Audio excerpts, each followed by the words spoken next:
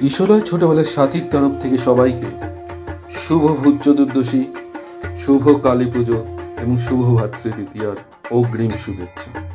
আজ কিশোরয় অরিজিনালসের তরফ থেকে ঈপ্সিতা মিত্রের লেখা কাহিনী রক্ষা কবচ। ঈপ্সিতা মিত্রের জন্ম 1996 সালের 27 জুলাই। তিনি এখন হুগলি জেলার শেওড়াফুলিতে থাকেন। রবীন্দ্রভারতী বিশ্ববিদ্যালয় থেকে ইংলিশে মাস্টার্স করার পর নিজের মাতৃভাষা বাংলা ভাষাতেই সাহিত্যচর্চা করে থাকেন। ছোটবেলা থেকেই লেখালেখির অভ্যাস।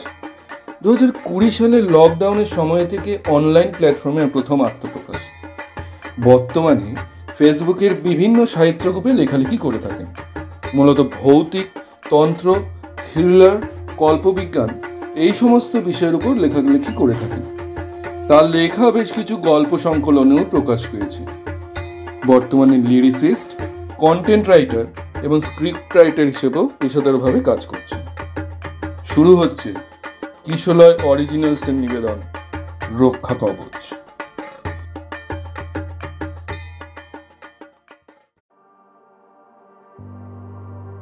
না, এবারে বেশ বড়সড়ই দাও মেরেছে বস। মালটা কম করে হলেও 10 কোটি তো হবেই।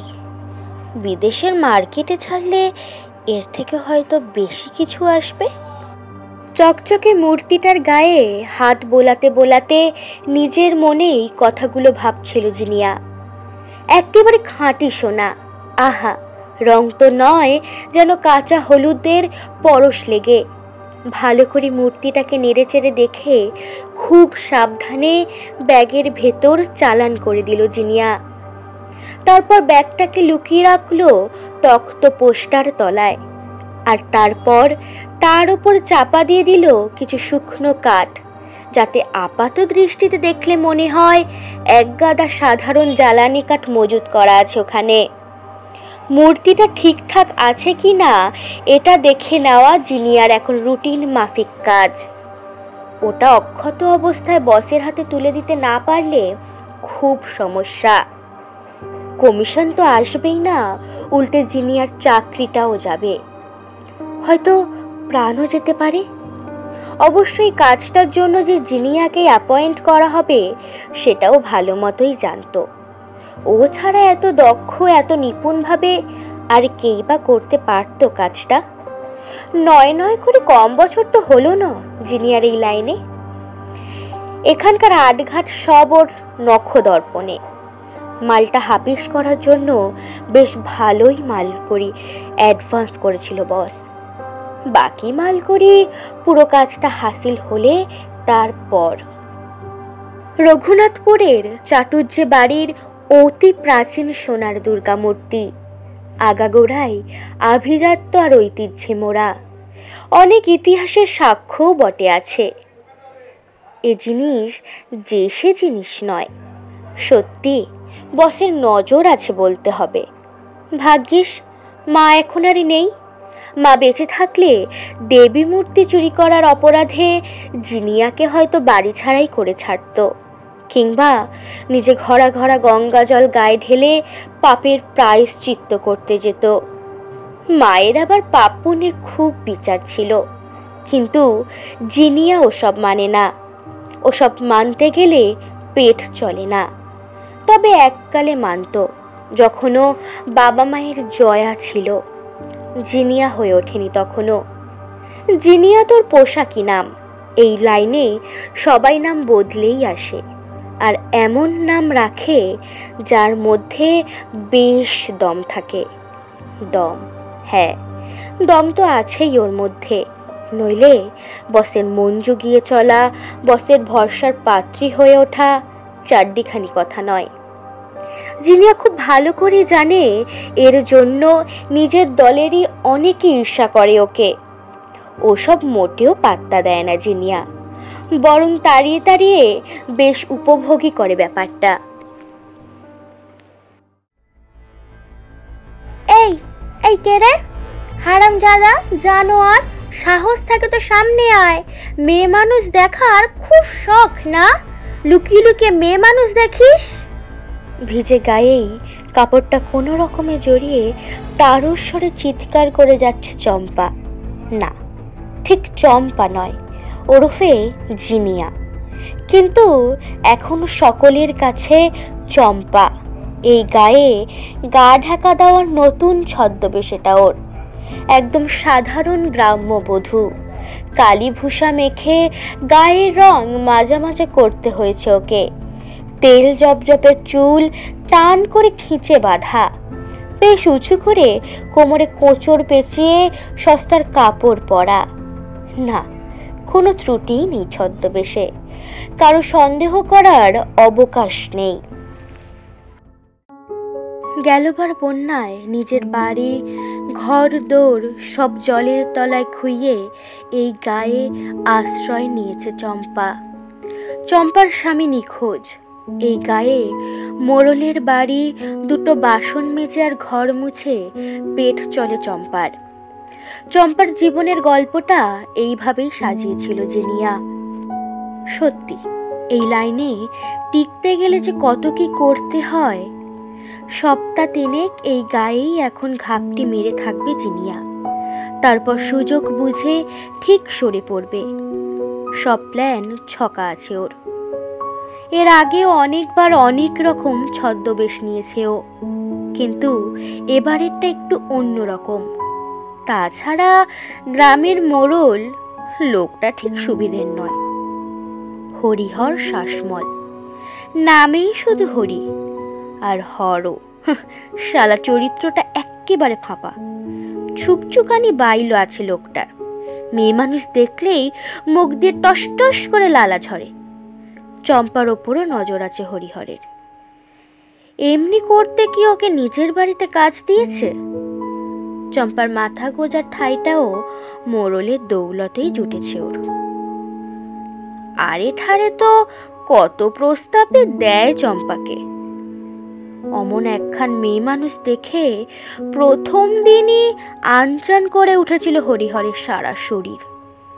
এ কথাটা ঠিক, জিনিয়ার ফিগারটা কিন্তু খাসা, যে কোনো পুরুষের মাথা ঘোরানোর জন্য যথেষ্ট। কিন্তু জিনিয়া নিজের শরীর বিলোতে চায় না, নিজের আত্মসম্মানের সাথে কোনো রকম আপোষ করতে চায় না ও। ওই আত্মসম্মানটুকুই যে সম্বল, তার জোরেই যে এখনো দিন শেষে আয়নার সামনে দাঁড়াতে পারে মাথা উঁচু করে। দরমার দেওয়ালের ফাঁক দিয়ে বাথরুমে উকিঝুঁকি মারছিল ভোলা। চম্পা স্নান করছিল তখন। ভোলা আসলে হরিহর ও শাসমলের খাস লোক। কালো মুস্কো সন্ডা মার্কা চেহারা, কিন্তু বুদ্ধিতে একদম নিরেট। এইসব নিরেট লোককেই তো হরিহর কাজে লাগায়। কম বেতনে প্রচুর খাটিয়ে নিলেও কিচ্ছুটি বলে না এরা, আর বিশ্বাসীও হয় এরা খুব। ভোলাকে যে হরিহরই পাঠিয়েছিল চম্পার উপর নজর রাখবার জন্য, তা বুঝতে বাকি রইল না জিনিয়ার। চম্পার থেকে ধ্যাতানি খেয়ে ভিজে বেড়ালের মতো চুপচাপ সরে পড়ল ভোলা। জিনিয়া তবু অগ্নিদৃষ্টি হেনে তাকিয়ে রইল ভোলার চলে যাওয়া পথের দিকে চেয়ে।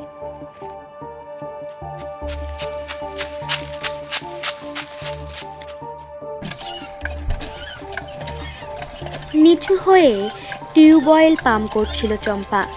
কলতলায় দায় হয়ে পড়ে আছে এক গাদা বাসন। চটপট হাতের কাজ সারতে হবে।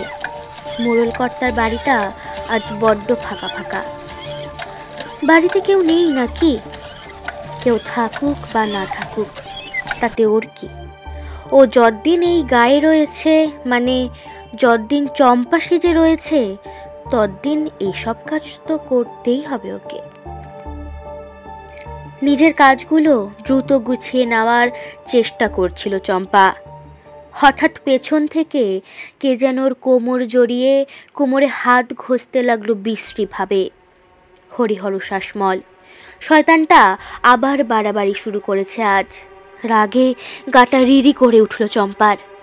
হরিহর শাসমলের একটা হাত কোমর ছাড়িয়ে সর্পিল গতিতে চম্পার তল পেটের দিকে এগোচ্ছে। ক্রমে তা কাপড় ভেদ করে ভেতরে প্রবেশ করতে চাইছে। আর একটা হাত ওপরে উঠে যাচ্ছে ক্রমশ চম্পার স্তন লক্ষ্য করে। অসহ্য, আর সহ্য করা যায় না। চোয়াল শক্ত করল চম্পা। ওর ইচ্ছা করছে চম্পার খোলস থেকে বেরিয়ে জিনিয়ার আসল রূপটা দেখিয়ে দিতে হরিহরকে। সকাল সকালই এক কারি মদ গিলে এসেছে হরিহর। মুখ দিয়ে গন্ধ বেরোচ্ছে ভক ভক করে। শরীরটাও বেশ বেসামালোর। মুখটা কঠিন করে এক ঝটকায় নিজেকে ছাড়িয়ে নিল চম্পা। কি কি করছেনটা কি মোড়ল কর্তা? আমাকে কাজ করতে দিন। তীব্র প্রতিবাদী কণ্ঠ ভেসে আসে চম্পার। আরে কাজ করবি পরে, আগে আমার একটু সেবা কর। খ্যাক খ্যাক করে হেসে উঠল হরিহর। চম্পার মাথাটা গনগনে আঁচের মতো তেতে উঠেছে। কি সাহস লোকটার! চম্পার দিকে হাত বাড়ায়। ও জানে চম্পা আসলে কে। ইচ্ছে করলেই ক্যারাটের এক প্যাচে হরিহরের ভবলীলা সাঙ্গ করে দিতে পারে এক্ষুনি। কিন্তু তাতে চম্পারই লস। ধরা পড়ে যাওয়ার চান্স খুব।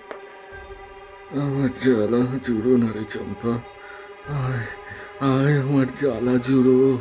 হরিহর শাসমল চম্পার হাত দুটো ধরে নিজের বুকে ঘষতে শুরু করেছে। চম্পা প্রায় জোর করেই নিজের হাত দুটো ছাড়িয়ে নিল। তারপর হরিহরকে ধাক্কা মেরে দূরে সরিয়ে দিল। চম্পার ধাক্কা খেয়ে হরিহর এবার ক্ষেপে উঠল। এত ঘুমোর কিসের রে তোর মাগি? নিজের বরটা তো ভেগে গেছে, দেখে যা কার সাথে গিয়ে শুচ্ছে সে। শালি ঘুমোর দেখাচ্ছে আমাকে। তোর এই ঘুমোর কি করে ভাঙতে হয় ভালো করে জানা আছে আমার। হরিহরও ক্ষোভে ফেটে পড়ল। হরিহরের কথাগুলো শুনে খানিক হাসতে ইচ্ছা করলো এবার জিনিয়ার। কারণ আদতে তো ও চম্পা নয়, চম্পার চরিত্রে অভিনয় করছে মাত্র। তবু মুখে কাঠিন্য ফুটিয়ে এমনভাবে রুখে দাঁড়ালো হরিহরের সামনে যে হরিহর শ্বাসমলার বেশি কিছু বলার সাহস পেল না। আজ এবেলা আর কোনো কাজ নেই চম্পার। মোড়ল গিন্নি ছুটি দিয়েছে আজ। আজ যে কালী পুজো, এ গায়ে বেশ ধুম করে কালী পুজো হয়। গায়ের মেয়ে বউরা সব দলে দলে পুজো দিতে যায়। পুজো উপলক্ষে ছোটোখাটো একটা মেলাও বসে। মোড়ল গিন্নি চম্পাকেও বলেছিল পুজো দিতে যেতে। আজকের দিনে সবাই মায়ের কাছে যা চায় তাই নাকি পায়, কিন্তু জিনিয়া তো ওসব মানে না। ভগবান টগবান থেকে ভক্তি কোন কালেই উঠে গেছে ওর। বাইরে একটা উৎসব ব্যাপার, সেটা জিনিয়া ঘরে থেকেই টের পাচ্ছে বেশ। আজ সন্ধেটা জিনিয়ার নিজের মতো কাটাতে ইচ্ছে করছে খুব। বিছানায় অলস দেহটা এলিয়ে একটা সিগারেট ধরালো জিনিয়া। বড্ড রিফ্রেশড লাগছে এবার। হঠাৎ দরজায় কড়া নাড়ার শব্দ।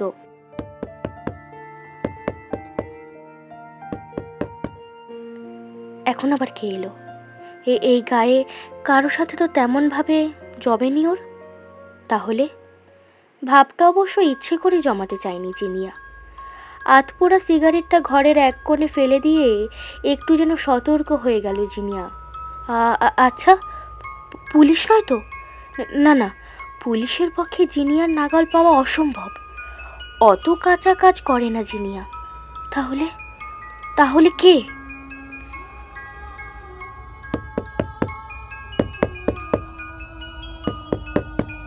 কড়া নাড়ার শব্দটা ক্রমশ প্রবল হচ্ছে। একটু দোনমনো করে দরজার একটা পাল্লা আস্তে করে খুলল জিনিয়া। বাইরে দাঁড়িয়ে হরিহর শাসমল আর তার চামচে ভোলা।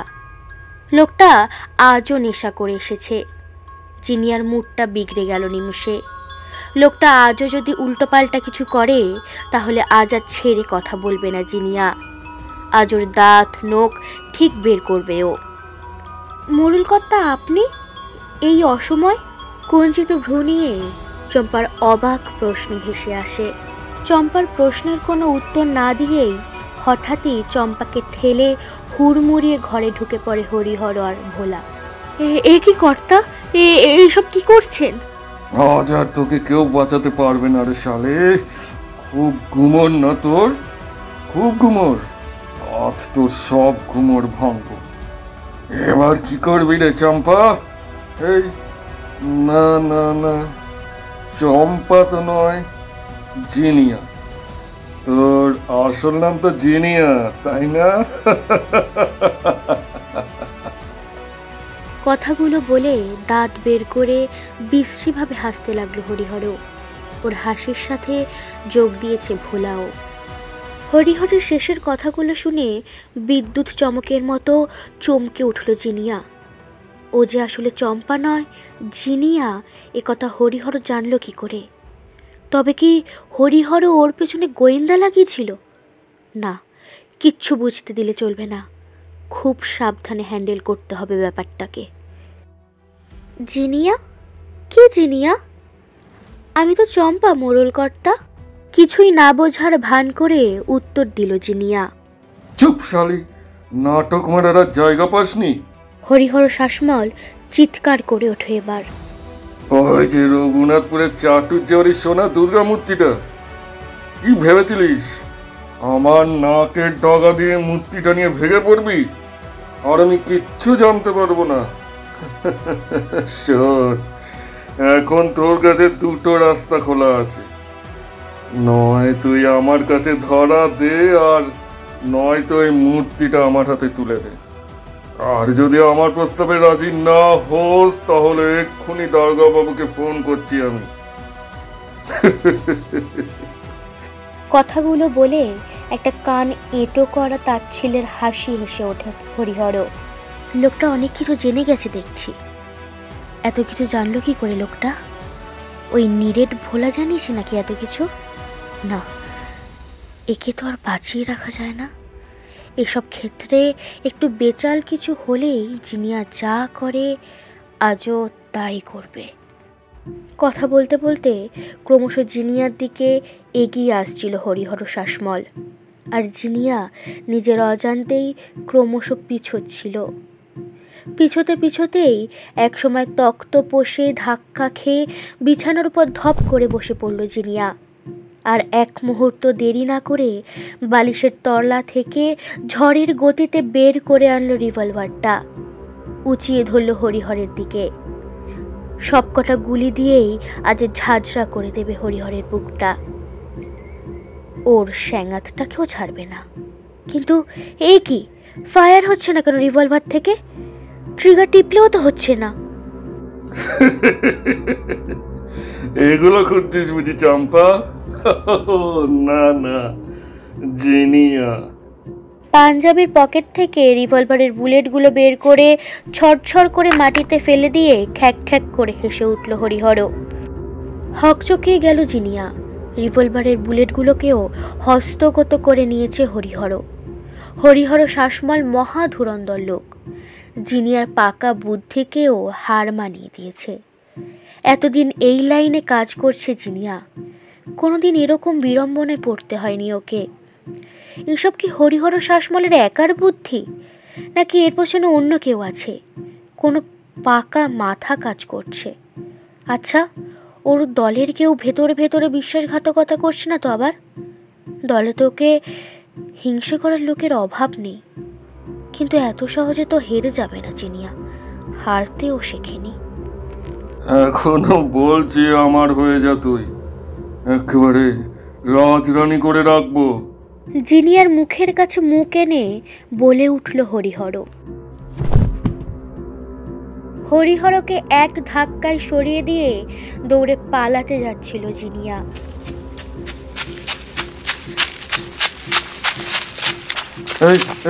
ধর শালিকে ধর। ভোলাকে উদ্দেশ্য করে বলে উঠল হরিহর। ভোলা গিয়ে পাকড়াও করে ফেলল জিনিয়াকে। উফ, কালো মুস্কো লোকটার গায়ে কি জোর! জিনিয়ার ক্যারাটের প্যাসও যেন কোনো কাজে আসছে না তার সামনে, যেন লোহার থাম একটা। মূর্তিটা কোথায় রেখেছিস বল? হরিহর অধৈর্য হয়ে ক্ষিপ্ত হয়ে উঠল এবার।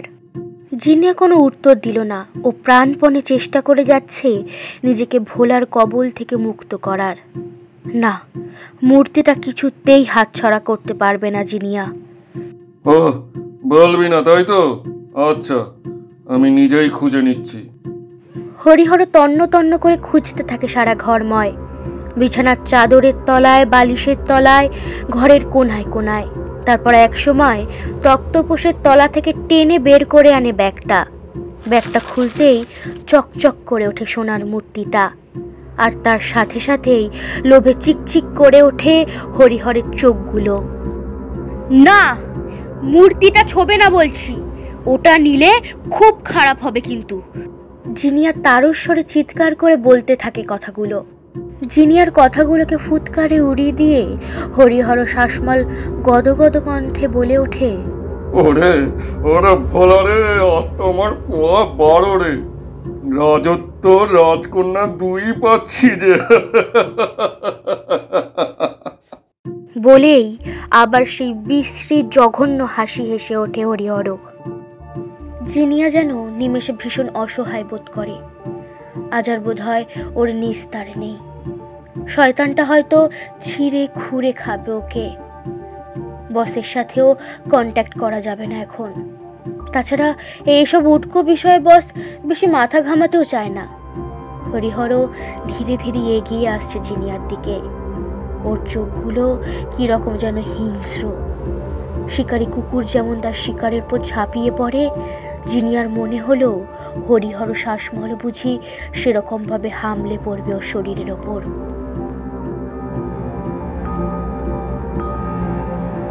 না না, খবরদার বলছি, আমার দিকে আর এক পা এগোবে না তুমি।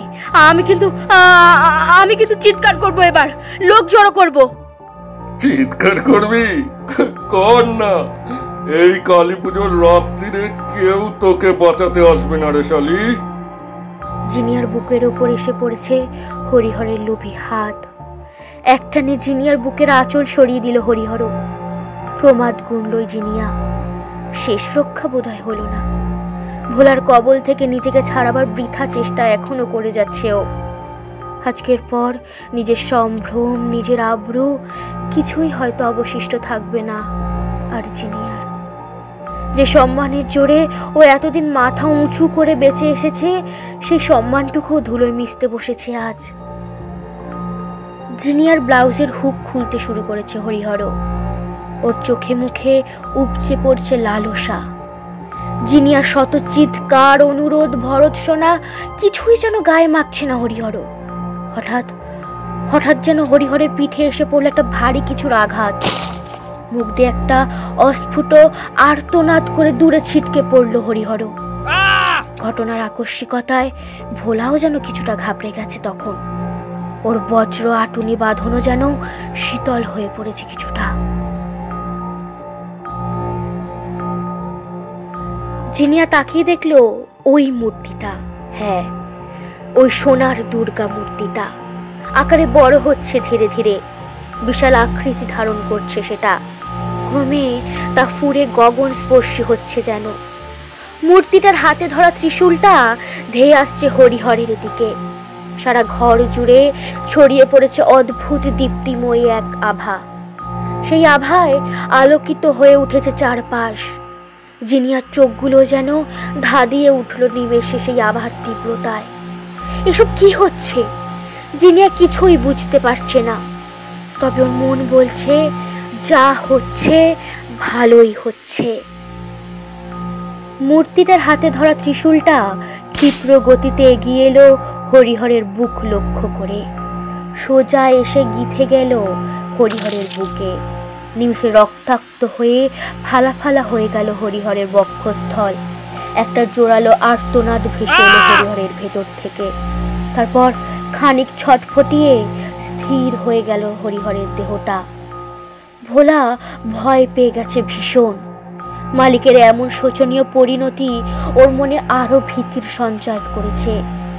জিনিয়াকে ছেড়ে নিজের পলায়নে ব্যস্ত হয়ে পড়ল ভোলা, কিন্তু ওর সে চেষ্টা ব্যর্থ হলো।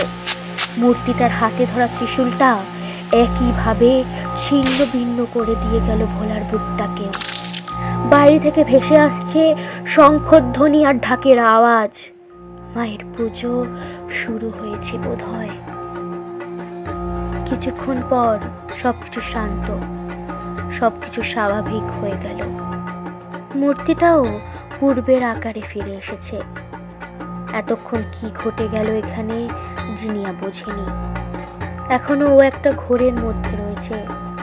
ওর মনে পড়ল নকল রিপোর্টার সেজে যখন চাটুর্যে বাড়িতে ঢুকেছিল, তখন চাটুর্যে গিন্নির বলা কথাগুলো। মা আমাদের খুব জাগ্রত, সকলের কল্যাণ করেন, মায়ের যে কৃপা অপার। একটু আগে কি তবে সে জাগ্রত রূপী দেখলো জিনিয়া? আজ তো শ্যামার পুজো, যিনি শ্যামা তিনি যে উমা, আর তাই বুঝি আজ তিনি তার শাশ্বত রূপ দেখিয়ে গেলেন। জিনিয়ার চোখ দুটো অজান্তেই জলে ভরে উঠল। আজ যেন আবার নতুন করে ওর নাস্তিক মনে ভক্তি বাসা বাঁধতে চাইছে। ক্লান্ত অবসন্ন শরীরে জিনিয়া বাথরুমে ঢুকলো। বালতি বালতি জল গায়ে ঢেলে ধুয়ে দিতে চাইল শরীরের সমস্ত মলিনতা, সমস্ত গ্লানি। আর ওর চম্পা সেজে থাকার দরকার নেই। না, এবার থেকে জিনিয়া হয়েও আর থাকবে না ও। ওর যে ভীষণ জয়া হয়ে বাঁচতে ইচ্ছে করছে, সেই বাবা মায়ের আদরের জয়া, যে এতদিন হারিয়ে গিয়েছিল অন্ধকারের কালো জগতে। ঘরে ফিরে এসে একটা জিন্স আর শার্ট গায়ে গলিয়ে নিল জিনিয়া। শরীরটা বড্ড দুর্বল লাগছে।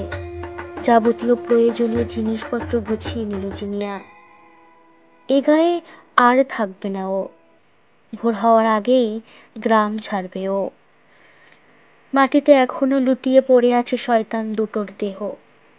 মূর্তিটা বুকের কাছে আগলে নিল জিনিয়া। এ মূর্তি আর কখনো কাছছাড়া করবে না ও। যতদিন বাঁচবে ততদিন এইভাবেই আগলে রাখবে। বসের হাতেও আর তুলে দেবে না ওটাকে। ইনফ্যাক্ট বসের দলের সাথে আর কোনো রকম যোগাযোগই রাখবে না ও। এবার থেকে সৎভাবে বাঁচবে ও, যেরকমটা জয়া বাঁচতে চাইতো ঠিক সেরকম। ও জানে এর জন্য বস হয়তো ওকে খুনও করে ফেলতে পারে, তবু ও আর ফিরবে না ওই মূর্তি নিয়ে। ওর মূর্তিটাই যে ওর রক্ষা কবচ, ওর বেঁচে থাকার শক্তি।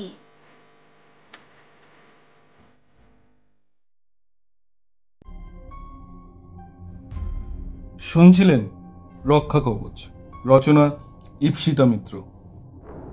গল্প পাঠে কথক এবং জিনিয়ার ভূমিকায় স্নেহা, হরিহর শাসমলের ভূমিকায় আমি অয়ন, চাটুর্যে গিন্নির ভূমিকায় সঙ্গীতা, শব্দগ্রহণ এবং সঙ্গীত সংযোজনে আমি অয়ন, পোস্টার ডিজাইনে অঙ্কিতা, নির্দেশনায় টিম কিশলয়। নিজেদের গল্প পাঠান ডেসক্রিপশনে দেওয়া আমাদের মেইল আইডিতে। আমাদের সাথে জুড়ে থাকুন ফেসবুক এবং ইনস্টাগ্রামেও, লিঙ্ক ডেসক্রিপশনে। হোয়াটসঅ্যাপ চ্যানেলেও আমাদের সঙ্গে যোগাযোগ করে রাখতে পারেন নিত্য নতুন আপডেটের জন্য। ধন্যবাদ। সাথে থাকবেন। আরও অনেক রহস্য, ভৌতিক, কৌতুক, অলৌকিক গল্প আপনাদের আমরা শোনাবার জন্য প্রস্তুত। দেখা হবে আগামী গল্পে। আজকের মতো বিদায়।